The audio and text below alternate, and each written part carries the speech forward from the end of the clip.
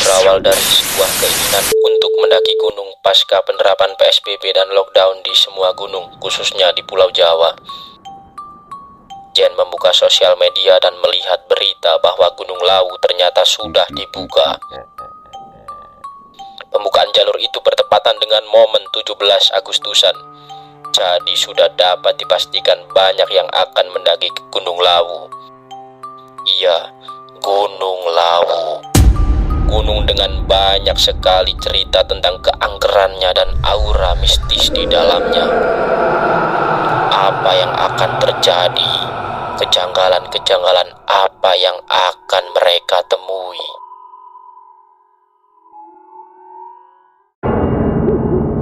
Minggu 15 Agustus 2020, Jen, Ismul, dan Diko berangkat. Singgah ke Ponorogo menyebut seorang kawan, Kiki. Perjalanan dilakukan selepas subuh dari Malang menembus kabut pagi. Sampailah di Ponorogo dan mereka memutuskan menginap semalam di rumah Kiki. Keesokan harinya mereka berempat berangkat ke base camp Cemoro Sewu untuk melakukan pendakian. Betapa kagetnya mereka berempat karena jam 7 pagi di depan base camp sudah full pendaki. Ternyata tebakan Jen benar, pasti akan membludak. Pihak base camp akhirnya menutup loket pendaftaran sementara untuk menambah petugas. Akhirnya setelah mereka menunggu, jam 9 mereka mulai melakukan pendakian. Mereka sempat ditegur oleh pihak base camp karena Diko memakai celana jeans dan Ismul menggunakan sepatu old school. Diko dan Ismul juga tidak membawa sleeping bag. Pendakian pun dilakukan dengan perlengkapan seadanya. Dari base camp ke pos 1 mereka menempuh waktu 1 jam. Pos 1 ke pos 2, 2 jam. Dan ke pos 3 dengan durasi 2,5 jam. Perjalanan masih aman, hanya saja Kiki badannya kurang fit. Mereka melanjutkan perjalanan ke pos 4. Karena ramainya jalur, pendakian dilakukan dengan macet-macetan. Antrian di tanjakan menguras tenaga mereka berempat, sehingga di pertengahan jalur mereka memutuskan untuk break dan memasak mie instan untuk sedikit mengisi tenaga. Kiki terlihat semakin drop. Tubuhnya mulai kedinginan. Saat mereka memasak, datang burung jalak yang menghampiri mereka. Burung itu seperti memberi kode, namun Jen dan kawan-kawannya tidak menghiraukan. Setelah mereka makan, mereka melanjutkan perjalanan. Sampailah rombongan Jen di pos 4 tatkala senja datang memerah di ufuk barat. Jen memutuskan untuk memasak air karena kondisi Kiki semakin memburuk. Hari juga akan berganti malam. Jen dan teman-temannya menyiapkan penerangan untuk berjalan di malam hari. Selepas maghrib, Jen dan tim melanjutkan perjalanan ke pos 5, Sendang Derajat. Menuju pos 5 mereka banyak berpapasan dengan pendaki yang turun. Mereka bilang ke rombongan Jen bahwa di atas sudah penuh dan tidak ada tempat untuk camp. Rombongan Jen tetap kekeh melanjutkan perjalanan hingga sampailah mereka di pos 5, Sendang Derajat. Sendang Derajat adalah pos yang di situ terdapat sumber air. Konon katanya, air di situ tidak akan pernah kering, walau musim kemarau sekalipun. Rombongan Jen berniat mengambil air karena persediaan air sudah menipis. Namun ternyata air di Sendang Derajat mengering dan tidak ada air sama sekali. Ada sedikit air dan Jen mencoba untuk memaksa mengambilnya. Namun air yang diambil berwarna coklat dan sedikit keruh. Ada seorang pendaki dari Sidoarjo yang melihat hal tersebut dan mereka bertanya ke rombongan Jen. Loh mas, kok coklat sih banyune? Kene coba tak jokokno. Sumbere ono ndek rotok nyero mas. Mendengar pernyataan pendaki tersebut, Ismul penasaran dan ikut turun ke sumber air. Bodohnya Ismul tidak melepas sepatunya dan dibawa masuk turun sampai ke sumber. Si pendaki sontak memarahi Ismul. Kon aja ngawur le, iki sumber suci. Copotan sepatumu. Akhirnya pendaki Sidoarjo mendapatkan air 4 botol dan airnya jernih, beda dengan yang Jen ambil. Pendaki tersebut membagi 2 botol kepada rombongan Jen dan berpesan, Iki gono le. Gak iso digawe sembarangan. Aku ndelok modelanmu mbek kanca-kancamu. Gak ono sing liyan ndaki. Rombongan Jen hanya mengangguk dan berpamitan lalu melanjutkan perjalanan ke Mbok Yem atau puncak Hargodalem.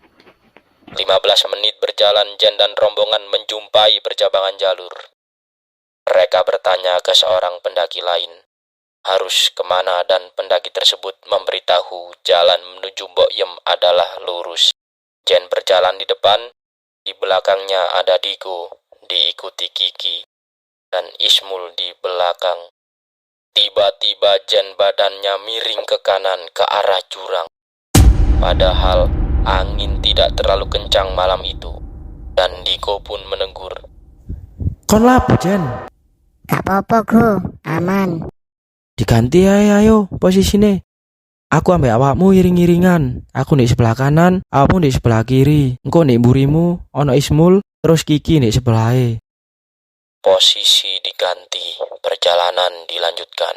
Tubuh Jen kembali miring ke kanan karena kali ini ada Digo di sebelahnya. Jen seakan-akan mendorong Digo ke arah jurang. Digo pun kaget. Kon kena apa asli nih, Jen? Kon lapo miring-miring kanan terus ket mau? Kegawa angin aku, Go. Wong ket mau kono angin. Kon ojo gawe-gawe omongan kon. Ayo wis lanjut Mbok Yem ae. Wis cedek. Sikap Jen sudah aneh, terlihat dari raut wajahnya. Ia terlihat seperti menyimpan dan melihat sesuatu. Dengan keadaan pendakian sedikit panik, rombongan akhirnya sampai di Mbok Yem pukul 7:30 malam. Benar kata pendaki yang mereka jumpai di bawah tadi, bahwa campground sudah penuh dengan tenda-tenda. Rombongan Jen akhirnya memutuskan sedikit turun untuk mencari area kosong. Akhirnya mereka menemukan tempat camp, namun sedikit sempit karena ujungnya langsung berbatasan dengan jurang. Mau tidak mau, Jen dan rombongannya harus bermalam di tempat itu. Tenda sudah didirikan. Karena kondisi Kiki semakin parah, dia pun memutuskan tidur terlebih dahulu, menunggu Jen dan Digo memasak. Ismul pun ikut tertidur. Setelah matang, Kiki dan Ismul dibangunkan dan mereka berempat makan malam bersama di dalam tenda. Setelah makan malam mereka siap-siap untuk istirahat. Karena kedinginan, Ismul dan Digo tidak bisa tidur.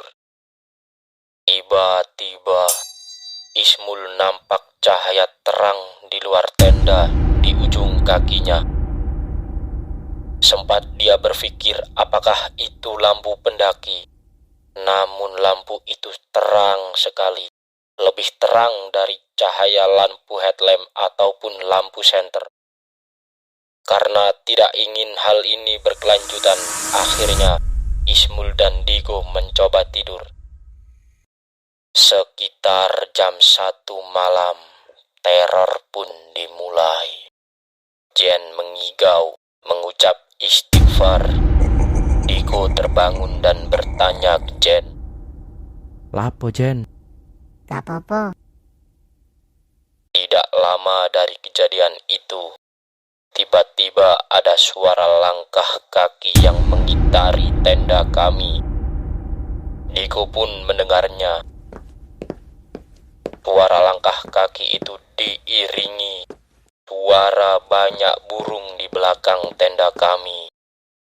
Digo hanya terdiam ketakutan.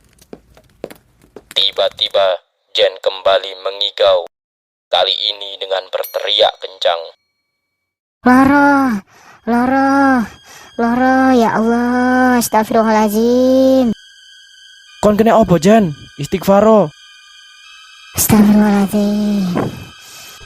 Aku gak apa-apa ku. Ayo turu ae wis. Semua tegang, semua ketakutan. Apa arti dari semua ini? Pagi datang. Ketakutan semalam sedikit terhilangkan karena sinar surya yang menampakkan gagahnya dari atas awan. Jam 7 pagi, Jen dan rombongan berangkat ke puncak Gunung Lawu. Sekitar 1 jam perjalanan, rombongan Jen sudah sampai di Hargodumila, puncak Gunung Lawu. Mereka bersuah foto dan melanjutkan perjalanan turun. Saat perjalanan turun dari puncak, datanglah seekor burung jalak. Jalak itu seperti mengintai rombongan Jen. Kali ini dengan suasana sedikit berbeda dari yang mereka jumpai kemarin di bawah. Entah mengapa burung jalak ini seakan sinis menampakkan penglihatannya ke rombongan Jen. Suasana happy dan senang setelah sampai di puncak berubah menjadi tegang kembali.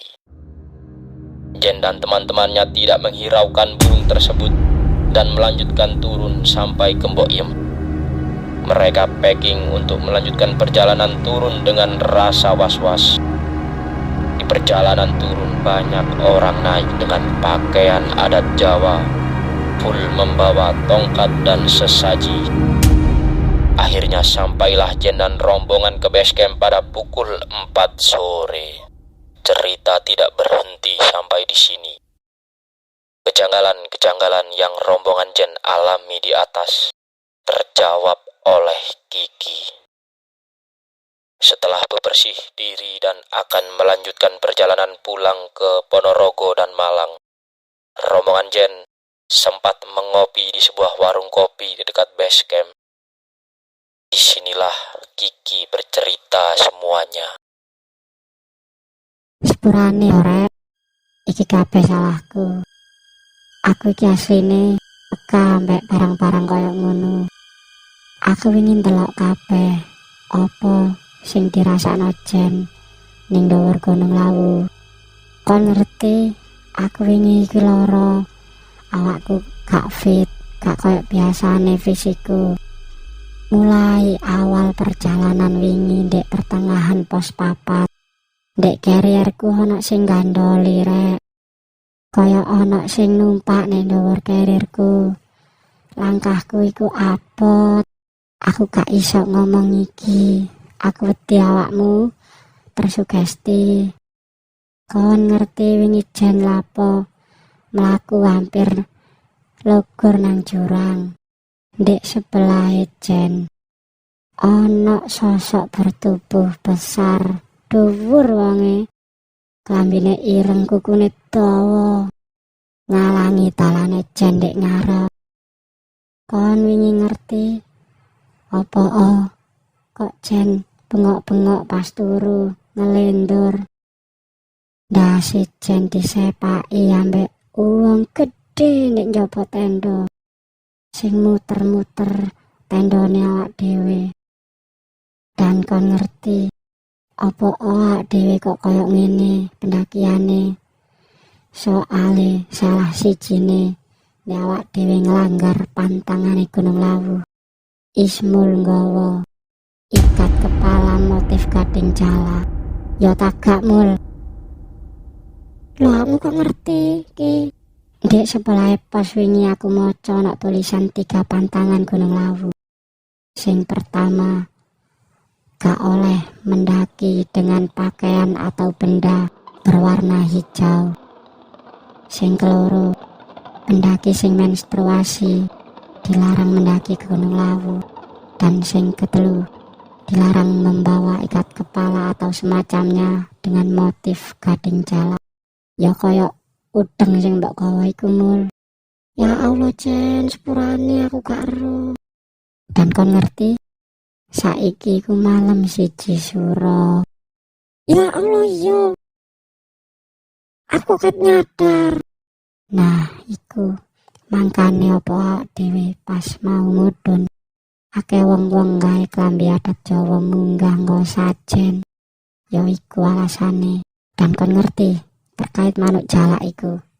Manuk jalak iku asine jelmaan Kiai Jalak. Dek penasehate Prabu Brawijaya sing ilang dek Gunung Lawu. Dek moksa dek puncak Argo Dalem. Dek iku sebenarnya penunjuk jalan bagi setiap pendaki sing kate munggah nang Gunung Lawu. Lek niate dhewe apik, pendakian iki bakalan dikasih penunjuk ambek manuk jalan iku. Kene bakalan ditunjukno jalan sing bener. Tapi lek niate kene elek, manuk jalak iku bakalan nyesatno awake dhewe. Kene bakalan disasarno. Mangkane menimpen yo rek, wis ayo lek kate ndaki gunung maneh. Persiapan kabeh dicepakno. Ojo asal-asalan kok ngene. Aku sepurane gak ngomongno iki pas awake dhewe ndukur wingi. Soale suasanane bener-bener gak mendukung. Aku mau awak dhewe tersuges tadi ketakutan. Engko pendakian awak dhewe bakalan gagal. Dengan terang-terangan, Kiki menceritakan apa yang dia lihat dan apa yang dia rasakan. Tapi ada satu kejanggalan yang masih belum terungkap. Cahaya yang Ismul lihat itu cahaya apa?